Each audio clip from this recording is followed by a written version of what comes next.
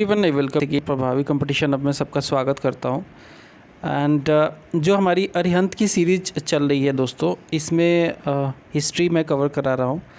Already इसमें बहुत सारा कंटेंट हमने कवर कर दिया, जैसे ancient history, medieval history already cover हो चुका है। इसके अलावा भी बहुत सारी चीज़ें कवर हो चुकी है, जैसे कि ज्योग्राफी ऑलरेडी कवर हो चुका है, पॉलिटी ऑलरेडी कवर हो चुका है, इकोनॉमी भी कवर हो चुका है, जनरल नॉलेज, कंप्यूटर नॉलेज भी हो चुका है, जनरल साइंस भी, फिजिक्स और केमिस्ट्री हो गया है और बायो चल रहा है। यानी कि ये बुक कल्मिनेशन पे बिल्कुल आ चुका है, ख़त्म होने वाला है। इसमें और कुछ नहीं बचेगा। जब सारी चीज़ें एक साथ हो जाएंगी तो सबके मास्टर वीडियोस बना के एक सेपरेट सारे को एक में डाल के एक पार्टिकुलर एक प्लेलिस्ट बना दिया जाएगा इस पार्टिकुलर बुक के लिए। तो चलिए, जैसा कि हम जानते हैं कि हमने ancient history, medieval history cover करके मॉडर्न हिस्ट्री में हमने arrival of European powers in India and British rule तक कवर कर लिया है। इसके बाद का हमारा टॉपिक, जो आज का टॉपिक होगा, वो होगा British administrative structure and economic policies. कैसे ब्रिटिशर्स ने अपनी क्या वो स्ट्रक्चर बना रखी थी शासन चलाने के लिए, जिसे हम एडमिनिस्ट्रेटिव स्ट्रक्चर कहते हैं, और क्या वो उनकी इकोनॉमिक पॉलिसी अच्छी थी, बुरी थी, ड्रेन करते थे, क्या करते थे, वो सारी चीज़ें हम जानेंगे इकोनॉमिक पॉलिसीज़ जो उनकी थी उसके बारे में। तो चलते सीधा टॉपिक पे। हमारा टॉपिक आज का जो है सीधा उसी पेज पे चलते हैं और शुरू करते हैं इस पर्टिकुलर टॉपिक को। तो आई थिंक 76 पेज पे है। जी हाँ, ओके, ये okay. So the administrative structure और इकोनॉमिक पॉलिसीज़ हम देखने वाले हैं। और ये बुक, जैसा कि बता दूँ, वन लाइनर बेस्ड पे है, एनसीईआरटी से रेफरेंस लिया गया है। एडमिनिस्ट्रेटिव पॉलिसी ब्रिटिशर्स की क्या है, तो पहला पॉइंट दिया जा रहा है, in which year did the East India Company acquire the control of Bengal. तो ये एक इलाहाबाद की ट्रीटी हुई थी, इलाहाबाद की ट्रीटी, ठीक है, जिसमें बंगाल का, बिहार का, उड़ीसा का, तीनों का दीवानी राइट, ठीक है, दीवानी राइट इनको मिल गया था ब्रिटिशर्स को। 1765 में हुआ था ये। 1764 में जस्ट बक्सर की लड़ाई हुई थी, जिसमें 3 लोग मिल के लड़े थे ब्रिटिशर्स से, जिसमें आपके शुजाउद्दौला, ठीक है, जिसमें आपका मीर कासिम, शाह आलम द्वितीय, ये सभी थे। और ये हेक्टर मुनरो की सेना से हार गए थे ब्रिटिशर्स की, जो सेना थी जिसको लीड कर रहा था सर हेक्टर मुनरो, उससे ये लोग हार गए थे और ये ट्रीटी साइन हुई थी 1765 में, उसके बाद ही, जिसमें बंगाल, बिहार, उड़ीसा की दीवानी राइट इनको दे दी गई थी। अगला सवाल है, in which year East India Company introduced dual government system in Bengal. तो ये हुआ था 1772 में। In which year East India Company introduced dual government system in Bengal.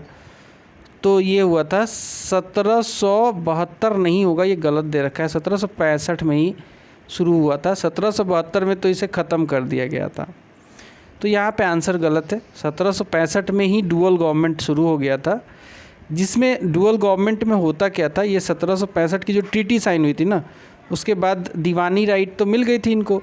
तो इन्होंने बोला कि दीवानी जो है, फाइनेंशियल एडमिनिस्ट्रेशन हम करेंगे, रेवेन्यू से रिलेटेड जो भी होगा वो हम डील करेंगे, और बाकी जो normal day to day regular business है सरकार का, वो पर्टिकुलरली बंगाल का नवाब अपना करे, बिहार का नवाब करे, वो करेगा, ठीक है। तो ये 1772 नहीं 1765 होगा। When was the first regulating act was passed. First regulating act जो था ये पास हुआ था 1773 में, 1773 इसका सही आंसर होगा। So in the regulating act of 1773 the provision for which post was made for the first time. तो इसमें किया गया था कि गवर्नर जनरल बोला गया, ठीक है, गवर्नर जनरल जो है पहली बार जो है वो रेगुलेटिंग एक्ट, जो कि कंपनी का पहला एक्ट था, कंपनी शासन के लिए, रेगुलेशन के लिए पहला एक्ट था ये रेगुलेटिंग एक्ट, ठीक है। कंपनी रूल के समय ब्रिटिश गवर्नमेंट ने इसको पास किया था कि कंपनी रूल करेगी तो कुछ रेगुलेशन होगा ज़रूर, उसके लिए पहला रेगुलेशन जो है वो रेगुलेटिंग एक्ट के द्वारा लाया गया था 1773 में, जिसमें गवर्नर जनरल के पोस्ट की व्यवस्था थी, ठीक है, प्रोविज़न था। So under the provision of regulating act of 1773 in which province the provincial assembly was setup, तो ये था बिहार में प्रोविंशियल असेंबली सेटअप किया गया था, ठीक है। According to regulating act of 1773 the governor general was nominated as governor general of which presidency, तो ये 3 प्रेसिडेंसियों के गवर्नर जनरल बनाए गए, कलकत्ता, बॉम्बे और मद्रास। क्वेश्चन फिर से सुनिएगा, according to regulating act of 1773 the governor general was nominated as the governor general of which presidencies, तो तीनों प्रेसिडेंसीज के लिए गवर्नर जनरल बनाए गए, जो जिसमें एक प्रेसिडेंसी थी कलकत्ता, दूसरी थी बॉम्बे और तीसरी थी मद्रास। नेक्स्ट है the regulating act of 1773 provided for establishment of which court, तो ये वही एक्ट है 1773 का जिसमें प्रावधान था कि एक सुप्रीम कोर्ट होगा इंडिया में, जो कि कलकत्ता में इस्टेब्लिश हुआ था। Who was the first chief justice of supreme court establish by east India company, तो ये नाम कभी कभी पूछ लेता है, इतना इम्पॉर्टेंट नहीं है, तो सही आंसर होगा इसका एलिजा इम्पे। उत्तराखंड पीएससी में 2012 में पूछा गया है, तो ध्यान रखेंगे। According to regulating act of 1773 in Bengal a council consisting of how many members assisted governor general in administration, तो होता क्या है कि गवर्नर जनरल को काम करना है, उसके लिए ऐसा तो होगा नहीं कि एक ही व्यक्ति डिसीजन ले सब कुछ, ऐसा नहीं हो सकता था, तो इसलिए बोला गया कि गवर्नर जनरल को असिस्ट करने के लिए उनके काम में एक काउंसिल बनाई जाएगी जिसमें 4 मेंबर होंगे, ठीक है। हालांकि ये नंबर भी बहुत कम है, ठीक है, बट फिर भी 4 मेंबर की एक काउंसिल बनाई गई थी।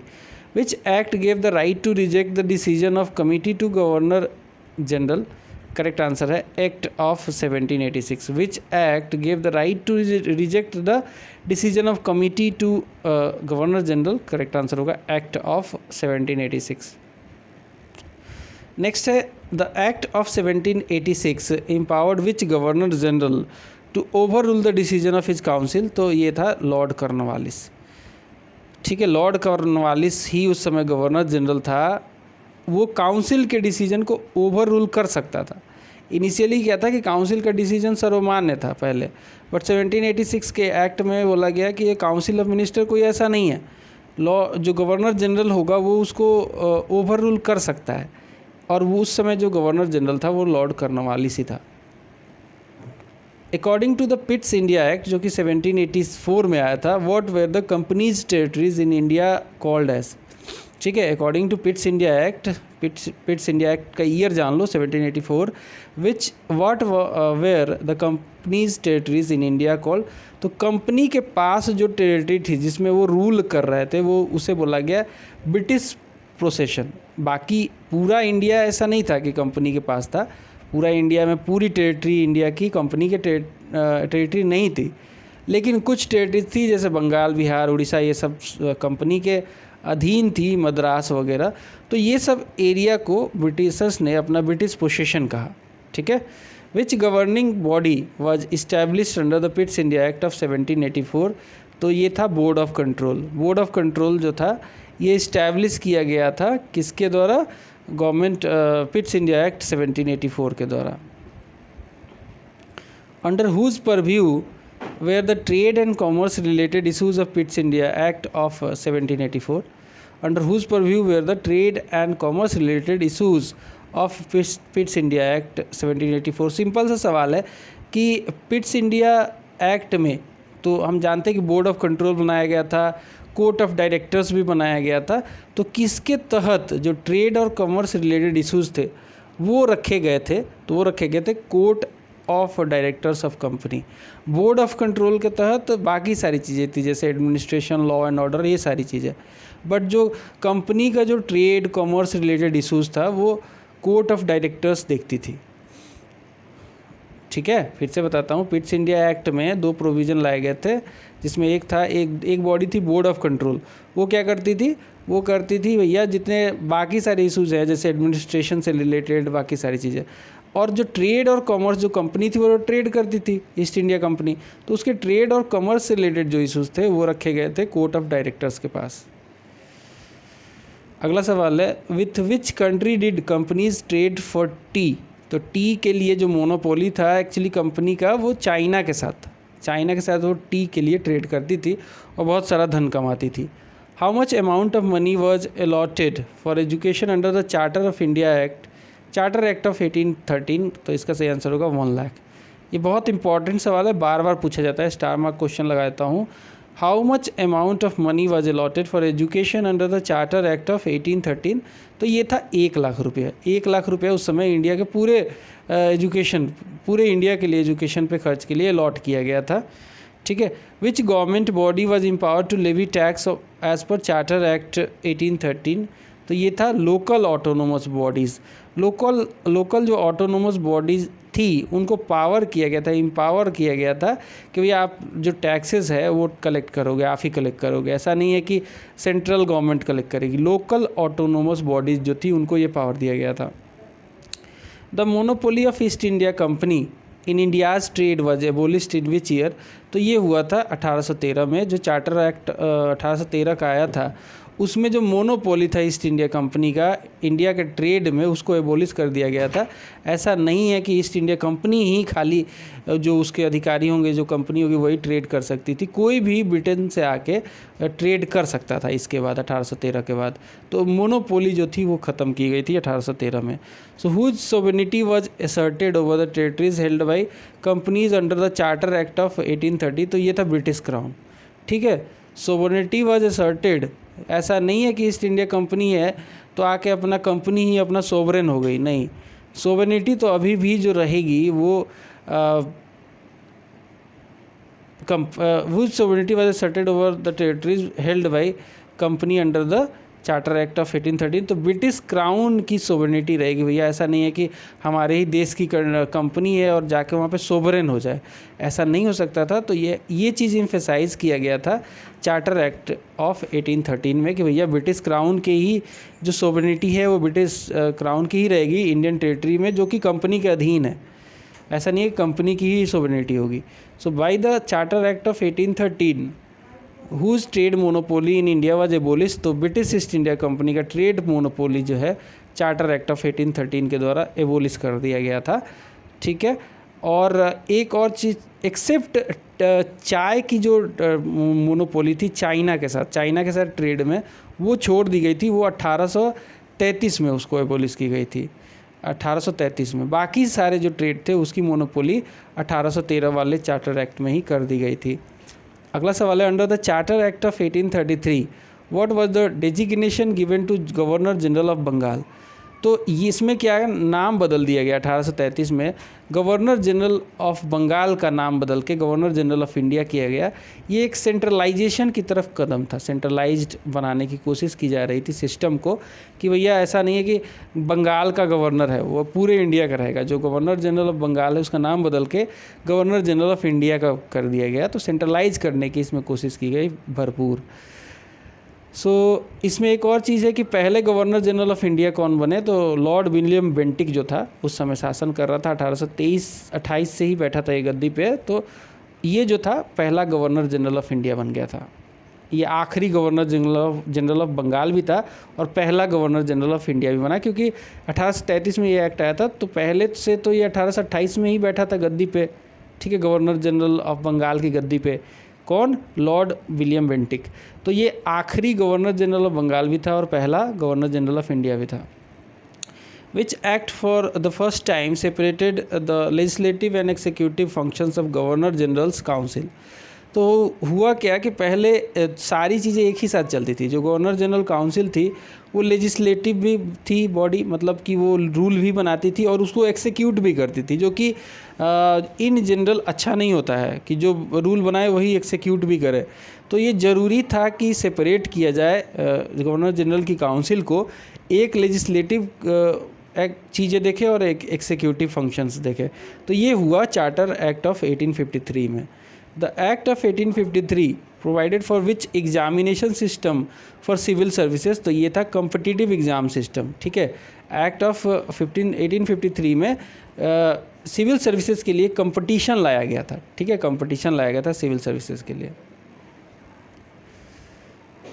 अगला सवाल है, due to which incidence was the government of India act 1858 pass, तो हुआ क्या था, सिपाही म्यूटिनी जिसे हम रिवोल्ट ऑफ 1857 कहते हैं, ये कंपनी के ही शासन में, ठीक है, लॉर्ड कैनिन के समय ये हो गया था 1857 में।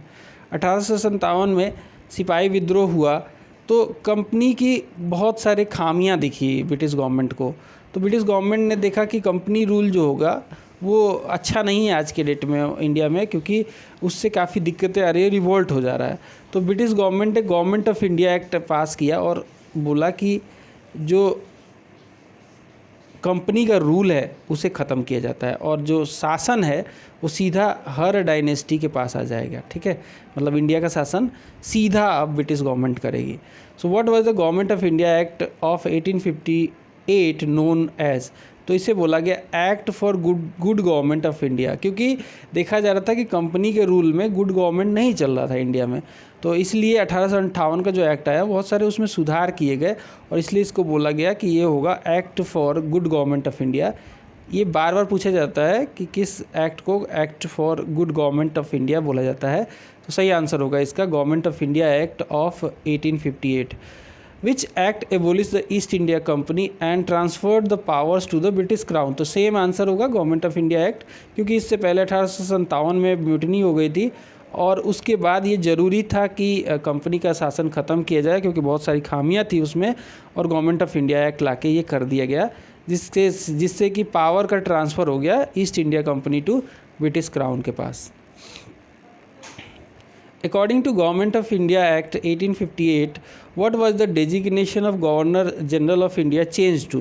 तो एक और बार चेंज हुआ, हमने देखा था कि 1833 में गवर्नर जनरल ऑफ बंगाल से गवर्नर जनरल ऑफ इंडिया हुआ था। अब ये 1858 में फिर से एक बार नाम चेंज हुआ, गवर्नर जनरल ऑफ इंडिया का नाम बदल के वायसराय ऑफ इंडिया रख दिया गया, वायसराय ऑफ इंडिया, ठीक है। और पहले वायसराय जो थे वो लॉर्ड कैनिंग थे, आखिरी गवर्नर जनरल और ऑफ इंडिया, और पहले वायसराय ऑफ इंडिया कौन बने, लॉर्ड कैनिन। अगला सवाल है, which governing bodies were abolished by government of India act 1858, तो ये था board of control and court of director, ये दोनों को ख़त्म कर दिया गया, ठीक है, board of control and court of directors ये दोनों को ख़त्म कर दिया गया। बोर्ड ऑफ कंट्रोल पहले क्या था, 1784 में सब पहली बात ये दोनों लाए गए थे। बोर्ड ऑफ कंट्रोल क्या देखती थी, ये देखती थी कि भैया जो नॉर्मल एडमिनिस्ट्रेशन है, जो वो सब चीज़ें, और कोर्ट ऑफ डायरेक्टर का काम था कि जो ट्रेड और कॉमर्स पार्ट था ईस्ट इंडिया कंपनी का, उसको ये रेगुलेट करती थी। इन दोनों को ख़त्म कर दिया गया क्योंकि अब तो कंपनी थी ही नहीं, तो ये दोनों को ख़त्म करके गवर्नमेंट ऑफ इंडिया एक्ट में इन दोनों को ख़त्म कर दिया गया। Which new office was created bye government of India act 1858, तो एक नई सेक्रेटरी ऑफ स्टेट वायसराय को हेल्प करने के लिए, सेक्रेटरी वायसराय को हेल्प करने के लिए नहीं, सेक्रेटरी ऑफ स्टेट का एक पोस्ट क्रिएट किया गया, नया ऑफिस क्रिएट किया गया, जिनको असिस्ट करने के लिए काउंसिल एक बनाया गया जिसमें 15 मेंबर भी दिए गए इनको असिस्ट करने के लिए। सो नेक्स्ट है, how many members were appointed in the council of secretary of state for India, तो इसमें 15 मेंबर्स जो है अपॉइंट किए जाते थे। According to Indian Council Act of 1861, what was the executive council called, तो इसे बोला गया सेंट्रल लेजिस्लेटिव काउंसिल। जो एक्सिक्यूटिव काउंसिल था उसका नाम चेंज कर दिया गया, सेंट्रल लेजिस्लेटिव काउंसिल बोला गया, इंडियन काउंसिल्स एक्ट ऑफ 1861, और ये एक्ट इसलिए लाया गया था ताकि इंडियंस का जो है पार्टिसिपेशन लोकल गवर्नमेंट में लाया जाए, ठीक है, इंडियन काउंसिल एक्ट 1861। और इसके बाद जो है एक्सिक्यूटिव काउंसिल जो पहले की थी उसका नाम बदल के सेंट्रल लेजिस्लेटिव काउंसिल रख दिया गया। whom did the Act of 1861 empower to issue ordinances, तो ये स्टार मार्क क्वेश्चन लगा देता हूँ, जैसा कि आज के डेट में हमारे प्रेसिडेंट को ऑर्डिनेंसेस जारी करने का पावर है जब भी लोकसभा या फिर कह सकते हैं पार्लियामेंट सेशन में नहीं है, तो वो ऑर्डिनेंसेस जारी कर सकते हैं। जो इम्पॉर्टेंट मुद्दे हैं उस पर लॉ बनाना ज़रूरी होता है तो ऑर्डिनेंसेस के थ्रू बनाया जा सकता है। और ये प्रावधान दिया गया था 1861 में हमारे गवर्नर जनरल ऑफ इंडिया को, जस्ट लाइक जैसा कि प्रेसिडेंट को अभी है उसी तरीके का ये पावर दिया गया था गवर्नर जनरल ऑफ इंडिया को 1861 में, ठीक है, कि वो जारी कर सकता है ऑर्डिनेंसेस, जारी कर सकता है ऑर्डिनेंसेस। तो यहाँ पे actually governor general of India नहीं होना चाहिए, क्योंकि ये गवर्नर जनरल ऑफ इंडिया तो 1858 में ही ख़त्म कर दिया गया था। तो यहाँ पे वायसराय होना चाहिए। इस बुक में कुछ खामियां हैं तो थोड़ा सा मैं सुधार करता रहूँगा। The Indian council act of 1861 strengthened whose authority over the executive council by substituting portfolio और departmental system for corporate functioning. तो ये था वायसराय का, ठीक है। द इंडियन काउंसिल एक्ट जो था 1861 का, उसने स्ट्रेंथन कर दिया था वायसराय की अथॉरिटी को over the executive council by substituting portfolio और departmental system for corporate functioning, ठीक है। पोर्टफोलियो डिपार्टमेंटल सिस्टम इंट्रोड्यूस भी किया गया था इसी में 1861 में, जिसमें जैसे कि होता है ना कि डिफेंस पोर्टफोलियो हो गया, फूड डिपार्टमेंट हो गया, ऐसे चीज़ों को मतलब पोर्टफोलियो सिस्टम बना के इसमें लाया गया था। Which act increase the number of additional non official members in central and provincial legislative council. तो सही आंसर होगा इसका 1892 वाला इंडियन काउंसिल एक्ट ऑफ 1892, ठीक है। Which act increase the number of additional non official member. Non official members mainly Indians होते थे, ठीक है। इंडियंस जो होते थे नॉन ऑफिशियल मेंबर्स, जिनकी पावर लिमिटेड होती थी, जो वोटिंग नहीं कर सकते थे, खाली चूचा करते थे बस, ठीक है। वोटिंग का पावर इनके पास नहीं था, ठीक है। तो ये एक्ट जो था इंडियन काउंसिल एक्ट 1892 में लाया गया था, जिसमें नंबर जो है इंक्रीज़ किया गया था एडिशनल नॉन ऑफिशियल मेंबर्स का। Which new feature of administration was introduce for the first time in the Indian council act of 1892। तो सही आंसर होगा इनडायरेक्ट इलेक्शंस। इनडायरेक्ट इलेक्शंस पहली बार जो है इंट्रोड्यूस किया गया था, कब? 1892 में। जो पढ़े लिखे लोग होते थे, जैसे पढ़े लिखे तो क्या ही बोले, जो राजा वजा जैसे होते थे रजवाड़ों के, उनको जो है प्रिंसली स्टेट्स के, उनको इनडायरेक्टली इलेक्ट किया जाता था। ये प्रावधान लाया गया था इंडियन काउंसिल एक्ट ऑफ 1892 में। To whom did Indian council act of 1892 empower to make decisions और डिस्कशंस ऑन द बजट। तो ये इंडियन लेजिस्लेटिव असेंबली को ये पावर दिया गया था कि आप डिस्कस कर सकते हो, अगेन वोट नहीं कर सकते, ठीक है। To whom did Indian council act of 1892 empower to make discussion on a budget. तो डिस्कशन करना और वोटिंग करना दोनों अलग चीज़ होता है। डिस्कशन करने का पावर तो मिल गया था इंडियन लेजिस्लेटिव असेंबली को, बट वोटिंग करने का पावर नहीं था। मॉडरेट फेज उस समय चल रहा था फिरोज शाह मेहता वगैरह का, और ये इतने खुश नहीं हुए थे इससे। What was the Indian council act of 1909 also known as. तो इसे मॉर्ले मिंटो रिफॉर्म भी कहते हैं। मिंटो थे वायसराय और मॉर्ले थे सेक्रेटरी, ठीक है, सेक्रेटरी ऑफ इंडिया, और वायसराय थे मिंटो। इन दोनों के समय में ही ये इंडियन काउंसिल एक्ट 1909 वाला आया था, इसीलिए इसको मॉर्ले मिंटो रिफॉर्म भी कहते हैं। Which act provided for the separate electorates for the Muslims for the first time. तो आंसर होगा सेम मॉर्ले मिंटो वाला रिफॉर्म, यानी कि गवर्नमेंट ऑफ इंडिया एक्ट 1909। इसको इंडियन काउंसिल एक्ट कह लो या फिर गवर्नमेंट ऑफ इंडिया एक्ट कह लो, दोनों सेम ही बात है। इसमें क्या हुआ था, बोला गया कि मुस्लिम्स को मुस्लिम जनता ही चुनेगी, जिसे कहते हैं सेपरेट इलेक्टोरेट। मतलब मुस्लिम को वोट मुस्लिम ही करेगा, हिंदू नहीं करेगा। उस पार्टिकुलर एरिया में कोई मुस्लिम खड़ा होगा और उसको मुस्लिम ही वोट करेगा। तो ये जो लाया गया था, ये कॉम्युनलिज्म के लिए लाया गया था, मतलब सोच थी कॉम्युनल। तो ये गवर्नमेंट ऑफ इंडिया एक्ट 1909 में लाया गया था, और इसी कारण से मिंटो को बोला गया फादर ऑफ इंडियन कॉम्युनलिज्म। अगला है who was known as the father of communal electorate. तो आंसर होगा सेम, अभी डिस्कस किया गया था कि लॉर्ड मिंटो को बोला गया था फादर ऑफ इंडियन कॉम्युनलिज्म या फिर father of communal electorate. Which act was also known as Montague Chelmsford reform. तो ये था इंडियन काउंसिल एक्ट ऑफ 1919, क्योंकि चेम्सफोर्ड जो थे वायसराय थे और मॉन्टेग्यू थे सेक्रेटरी। इन्हीं के नाम पे ये एक्ट का नाम रखा गया इंडियन काउंसिल एक्ट का, मॉन्टेग्यू चेम्सफोर्ड रिफॉर्म, ठीक है, Indian council act of 1919। The declaration of reform on August 1919 was known as. इसे मॉन्टेग्यू डिक्लेरेशन बोला गया, क्योंकि मॉन्टेग्यू थे उस समय सेक्रेटरी, उन्होंने ये डिक्लेयर किया था। विच act demarcated the subjects between centre and provinces, जिसे कहते हैं डायआर्की। तो डायआर्की जो है प्रोविंसेस में लाई गई थी मॉन्टेग्यू चेम्सफोर्ड रिफॉर्म ऑफ 1919 में, जिसमें सब्जेक्ट्स जो थे उस पर डबल गवर्नेंस किया जाता रहा डायआर्की के थ्रू। ठीक है, सेंट्रल एंड प्रोविंसेस में डायआर्की थी और ये बाद में 1935 में इस डायआर्की को ख़त्म कर दिया गया और सेंटर में ला दिया गया प्रोविंस से ख़त्म करके। So which act demarcated the subjects between centre and provinces, तो करेक्ट आंसर होगा Montagu Chelmsford reform of 1919। The provincial subjects under the Indian Council Act 1919 were divided into which parts? तो ये दो पार्ट में बांटा गया था, एक ट्रांसफर्ड सब्जेक्ट था और एक रिजर्व सब्जेक्ट था। ट्रांसफर्ड सब्जेक्ट्स पे अपना जो था प्रोविंस अपना लेजिस्लेट कर सकता था, प्रोविंस का जो भी लेजिस्लेटिव काउंसिल हो, बट जो रिजर्व सब्जेक्ट्स थे उसमें जो है पावर जो है थोड़ा सा ट्रिकी था, पावर जो है सेंट्रल गवर्नमेंट के पास दिया गया था। Which new features were introduced by Indian council act of 1919, तो करेक्ट आंसर होगा ये दोनों जो है बहुत इंपॉर्टेंट है, स्टार मार्क क्वेश्चन है, ये दोनों याद कर लेना। बाई कैमरलिज्म मतलब कि द्विसदनीय, दो सदन जो है वो लाया गया था कब, 1919 में बाई कैमरलिज्म, और डायरेक्ट इलेक्शन ये दोनों जो है 1919 में लाया गया था। इनडायरेक्ट इलेक्शन 1892 में लाया गया था, बट जो डायरेक्ट इलेक्शन है वो 1919 में लाया गया था। चलिए अगला सवाल देखेंगे। तो बाई कैमरलिज्म में अपर हाउस और लोअर हाउस बनाया गया, तो अपर हाउस को क्या बोला गया है, पूछा जा रहा है कि what was the upper house known as. So इसे बोला गया काउंसिल ऑफ स्टेट, यानी कि जैसे राज्यसभा अभी के डेट में है ना, वैसे ही काउंसिल ऑफ स्टेट बनाया गया, और लोअर हाउस को बोला गया legislative assembly.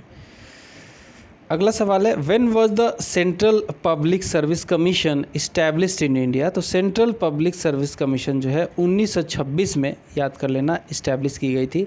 In which a constitutional document dyarchy system was introduced in Indian provinces. तो ये 1919 में लागू किया गया था, जिसकी वजह से काफ़ी दिक्कतें आ रही थी और 1935 में इसे ख़त्म किया गया था और सेंटर में लाने की कोशिश की गई थी, जो कि सक्सेसफुल नहीं रहा। So in which constitutional document dyarchy system was, dyarchy मतलब डबल गवर्नमेंट होता है कि सब्जेक्ट्स पे ना ट्रांसफर्ड और रिजर्व सब्जेक्ट है, तो कुछ पे पावर है कि भैया प्रोविंशियल गवर्नमेंट जो है अपना लेजिस्लेट करेगी और कुछ पे पावर उसको नहीं है, ऐसे सिस्टम को डायआर्की सिस्टम कहते हैं। तो ये 1919 में लाया गया था। What were Montague Chelmsford proposal related to, ये था कॉन्स्टिट्यूशनल रिफॉर्म से रिलेटेड।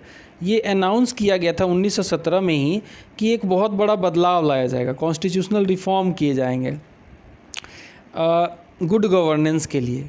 ठीक है, तो ये इनका जो है प्रपोजल था, लेकिन ये तो सभी को पता था उस समय कि ये नाम की चीज़ें आती थी, काम तो कुछ ऐसा होता नहीं था। तो कॉन्स्टिट्यूशनल रिफॉर्म के नाम से मॉन्टेग्यू चेम्सफोर्ड जो है प्रपोजल लाया गया था। Which jurisdiction was clearly defined by government of India act 1919। तो ये था सेंट्रल का अपना जुरिडिक्शन और प्रोविंशियल गवर्नमेंट का अपना जुरिडिक्शन। सब्जेक्ट्स डिवाइड कर दिए गए थे, सब्जेक्ट्स को डिवाइड कर दिया गया था और दोनों के लिए अलग अलग सब्जेक्ट्स के लिस्ट बना दिए गए थे। तो ये जो है जुरिडिक्शन क्लियर हो गया, क्लियरली डिफाइंड हो गया गवर्नमेंट ऑफ इंडिया एक्ट 1919 के द्वारा, सेंट्रल गवर्नमेंट का भी और प्रोविंशियल गवर्नमेंट का भी।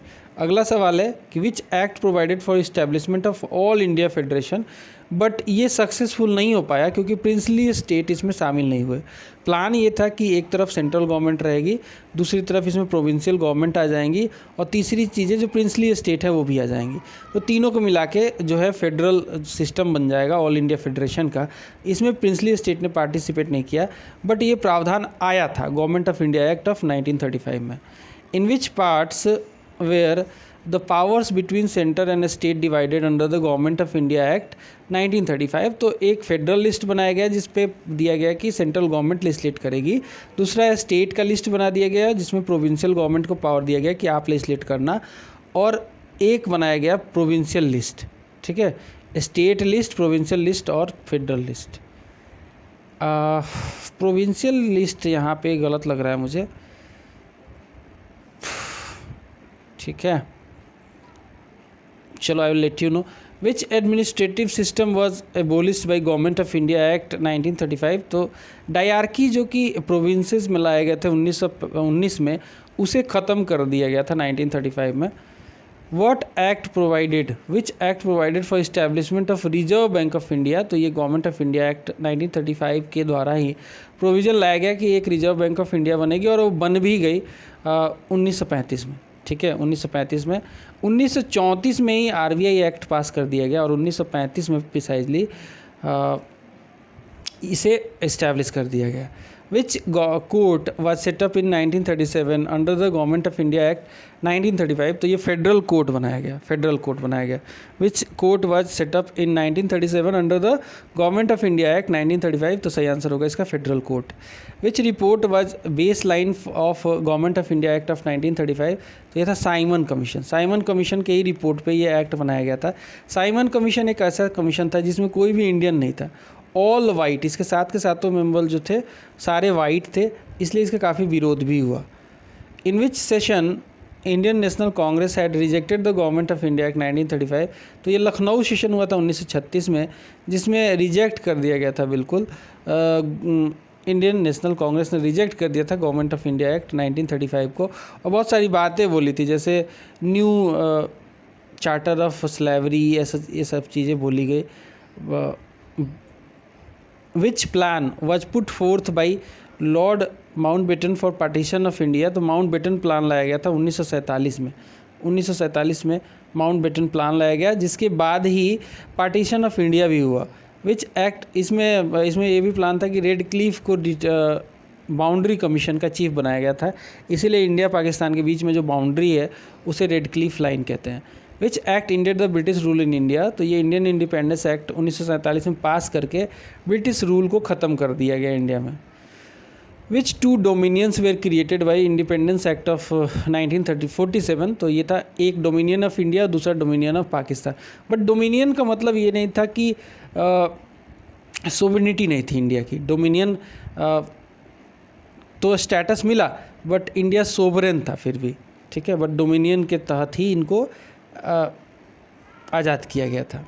डोमिनियन जो होता है वो अच्छा वर्ड नहीं है, मतलब किसी के डोमिनेशन में आप रहोगे, बट ये डोमिनियन वैसा डोमिनियन नहीं था।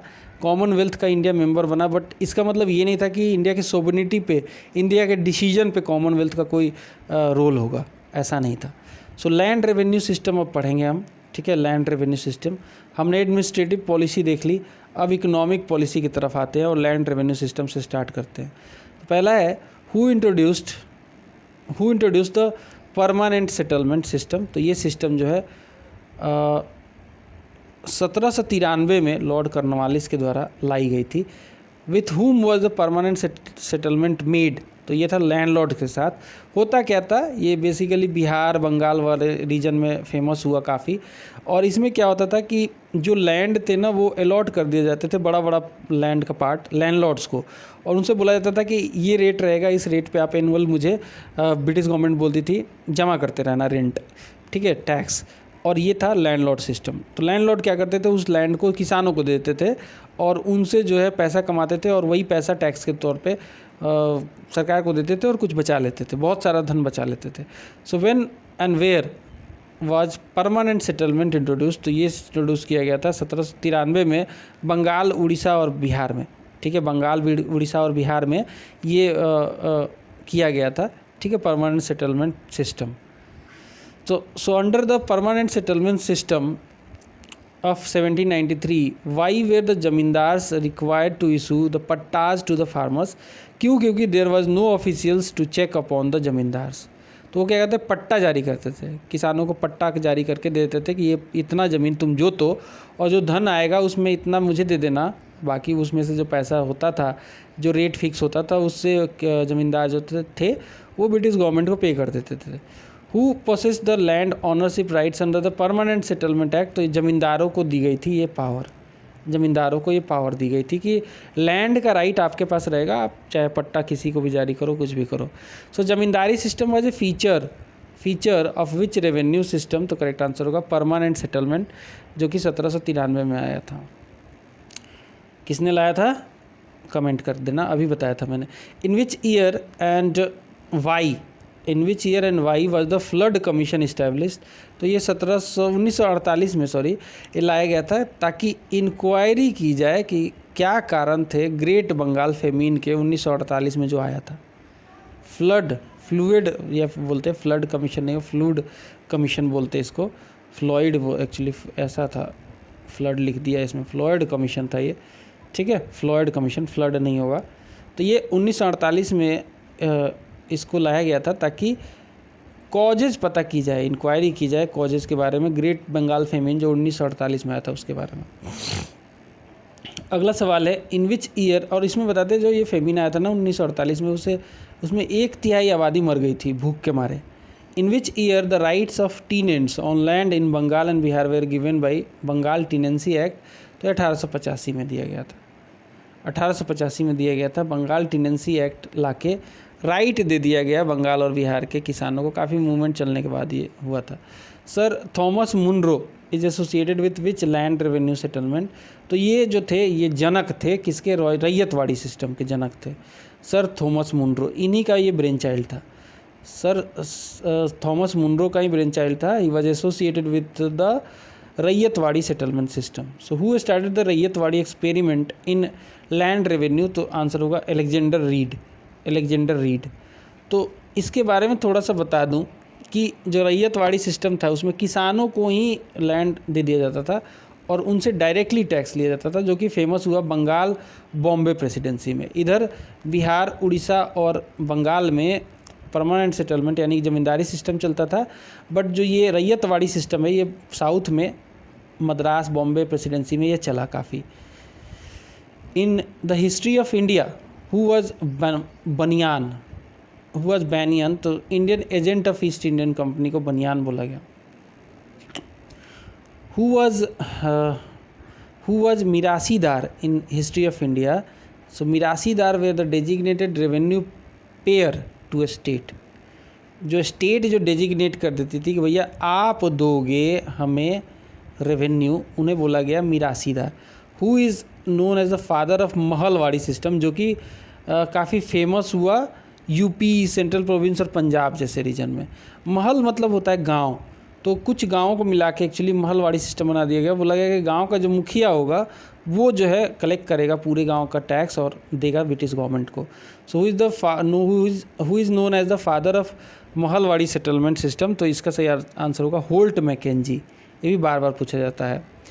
इन which areas mahalwari settlement was prevalent. तो ये यूपी, सेंट्रल प्रोविंस और पंजाब में काफ़ी प्रीवेलेंट था, काफ़ी प्रचलन में रहा। The Mahalwari system was popularised by whom in Agra and Awadh. तो ये लॉर्ड विलियम बेंटिक ने इसको, क्योंकि उस समय गद्दी पे वही था, इसने इसको पॉपुलराइज किया। Where was taluqdari system of land revenue prevalent. तो ये अवध में taluqdari system of land revenue prevalent था। In Awadh what is the meaning of taluqdar. Taluqdar का मतलब होता है great landlords, great land holders को तालुकदार बोलते थे। What was the period agreement made between Talukdar and government. तो इसे 30 साल का पीरियड के लिए साइन किया जाता था, ठीक है। What was the period agreement made between Talukdar and government. तो ये था 30 साल के लिए। When did process of dis industrialisation started in India. Deindustrialisation, ठीक है, डी इंडस्ट्रियलाइजेशन ये स्टार्ट हुआ था 1813 में। पहले इंडस्ट्रियलाइज करने की कोशिश की इन्होंने, लेकिन बाद में बोला कि इंडस्ट्री क्यों लगानी है यहाँ पे, ठीक है, इससे हमें क्या फ़ायदा है। तो ये डी इंडस्ट्रियलाइजेशन स्टार्ट हुआ 1813 में। Who is known as the champion of irrigation system in South India.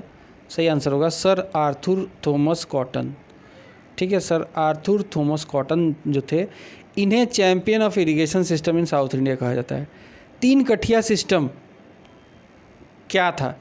तो 20 कट्ठे में 3 कट्ठे में 20 कट्ठे में से 3 कट्ठे में कंपल्सरीली टीनेंट्स जो थे चंपारण के, उनको कंपल्सरीली इसमें इंडिगो उगाना पड़ता था। इसे 3 कठिया सिस्टम कहते थे।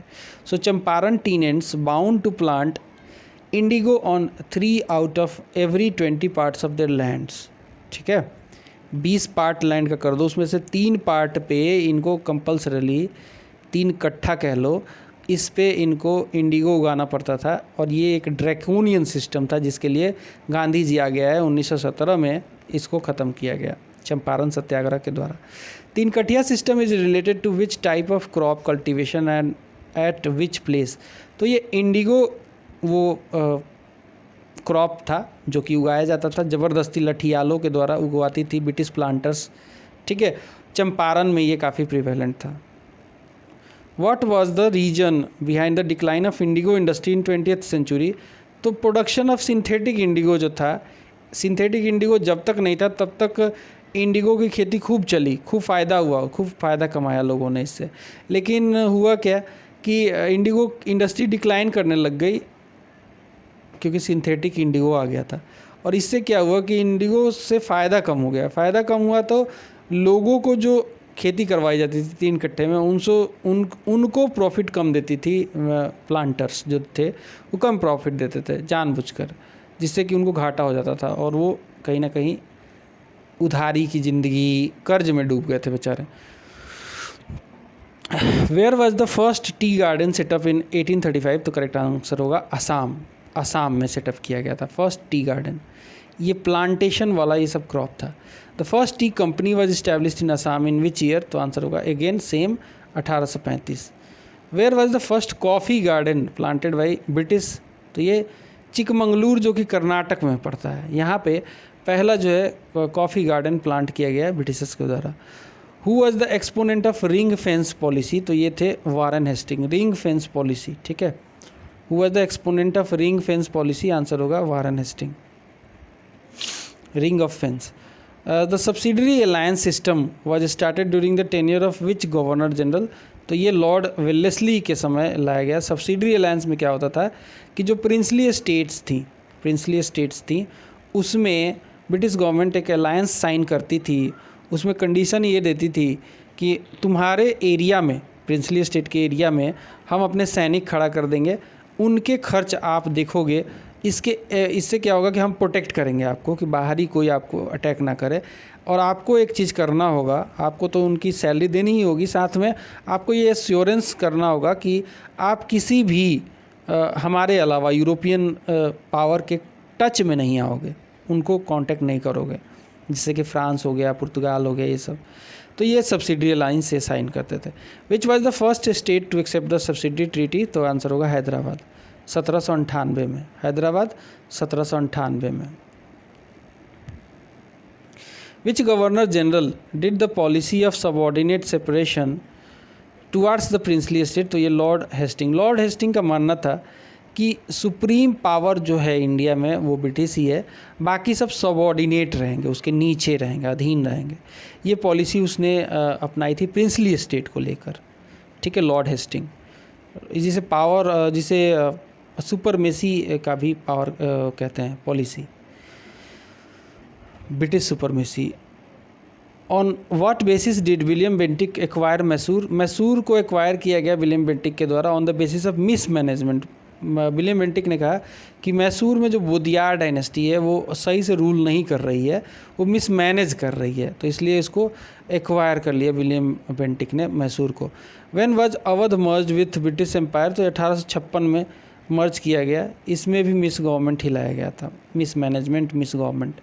On the basis of which report did Dalhousie take over Awadh. तो ये था on the basis of Outram's report. Outram's ने एक रिपोर्ट जारी किया कि अवध में काफ़ी ज़्यादा मिस मैनेजमेंट हो रहा है, मिस गवर्नमेंट चल रहा है, इसके दम पे एक्वायर कर लिया गया इसको डलहौजी के द्वारा। By which charter act all the subordinate princely states become subject to the British crown. तो ये था charter act of 1858। by which charter act all subordinate princely states become subject to the British Crown। Answer हो गया इसका by the charter act of 1858। Indian penal code IPC जो कि आज भी चलता है 1861 वाला, ये किसने बनाया था। तो एक तो जान लो कि लॉर्ड मैकाले ने बनाया था इसको। IPC जो चलता है आज भी चलता है, आज भी इसकी किताब जो है सेम वैसी की वैसी है जो लिखी गई थी 1861 में, जो कि मेरे हिसाब से बदल जानी चाहिए।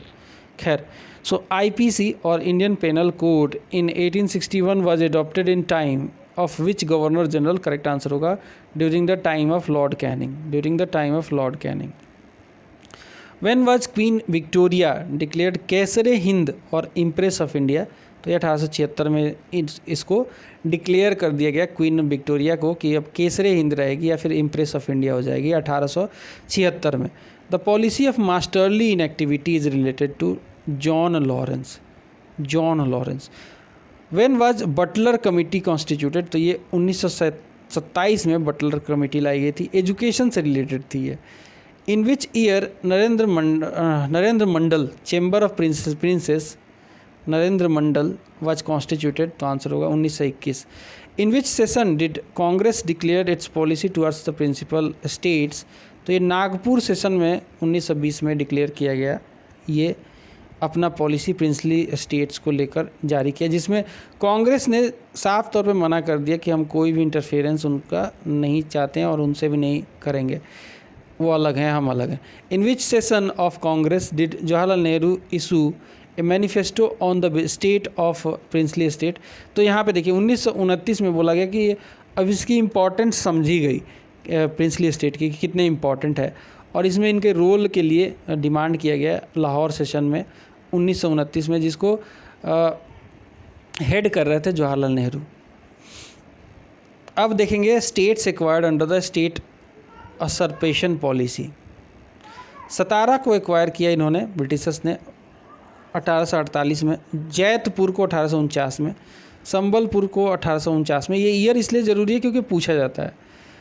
बाघत को 1850 में, उदयपुर को 1852 में, झांसी को किया गया एक्वायर 1853 में, नागपुर को 1854 में और अवध को 1856 में। इसमें अवध, झांसी और नागपुर बहुत इंपॉर्टेंट है, सतारा भी बहुत इंपॉर्टेंट है। Economic colonisation and British rule देख लेते हैं। So what is the period of first phase और मर्केंटाइल फेज भी जिसे कहते हैं ब्रिटिश कोलोनाइजेशन, तो ये था 1757 से लेकर 1813। इसमें कुछ जो टारगेट था इनका, मेनली टारगेट ये था कि भैया कोई भी हम इंटरफियरेंस नहीं करेंगे, कोई भी हम नहीं चाहते कि किसी तरीके का इंटरफियरेंस करें, हमारा सिर्फ पर्पस होगा ट्रेड करना, हम लोकल एडमिनिस्ट्रेशन, हम यहाँ पे क्यों इंडल्ज हों, सोसाइटी को डेवलप करना, ये सब चीज़ों में नहीं पड़ेंगे। Which activity was first phase parallel to Britain, correct answer होगा industrial revolution. When did second phase of free trade begin in India, तो ये 1813 में स्टार्ट हुआ था। When and where was the first cotton textile mill established in India, तो ये बार बार पूछा जाता है, स्टार मार्क क्वेश्चन है। पहला कॉटन टेक्सटाइल मिल इंडिया में 1954 में इस्टेब्लिश हुआ, कहाँ पे? मुंबई में, 1954 में मुंबई में। अगला सवाल देखते हैं। When and where was the first jute mill established, India की बात करें तो 1855 में इंडिया में पहली बार जूट मिल इस्टेब्लिश हुआ। कहाँ पे हुआ? तो रीसरा जो कि बंगाल में पड़ता है वहाँ पे। By whom was the first jute mill establish, तो ये जॉर्ज ऑकलैंड के द्वारा इस्टेब्लिश किया गया। Where was the first tea company establish in India, तो पहले भी रिपीट हो चुका है आसाम में। When and where was TISCO, Tata industries का, टाटा स्टील का कॉरपोरेशन, ठीक है, तो ये इस्टेब्लिश हुआ था जमशेदपुर में, जमशेद जी टाटा के द्वारा, और प्रेजेंट डे झारखंड में ये 1907 में हुआ था। When and where was the first cement industry established in India, तो ये पोरबंदर 1914 में गुजरात में हुआ था पहला। फिर आता है all India spinners association, spinning से रिलेटेड है, वाज फाउंडेड बाय हुम, तो आंसर होगा Mahatma Gandhi. When was the first wire line started in India, तो ये 1853 में। टेलीफोन लाइन या वायर लाइन एक ही बात है। Which bank was created by merging bank of Bengal, bank of Bombay and bank of Madras, तो इसे 1921 में बनाया गया था। I think imperial bank of India बना दिया गया था। तीनों जो प्रेसिडेंशियल बैंक थी इनको मिला के इंपीरियल बैंक ऑफ इंडिया बना दिया गया था। Which was the first bank based on the concept of limited liability, correct answer होगा अवध कॉमर्शियल बैंक, ये 1881 AD में ये बनाई गई थी लिमिटेड लाइबिलिटी के साथ। So that's all from this video. I hope आपको क्लियर है, ठीक है, और चैनल को ज़रूर सब्सक्राइब कर लेना, बेल आइकन को भी प्रेस कर लेना भाई, बहुत ज़रूरी है। अगले टॉपिक में हम कवर करेंगे अगले वीडियो में peasant, tribal, farmer and labour movements. Bye bye.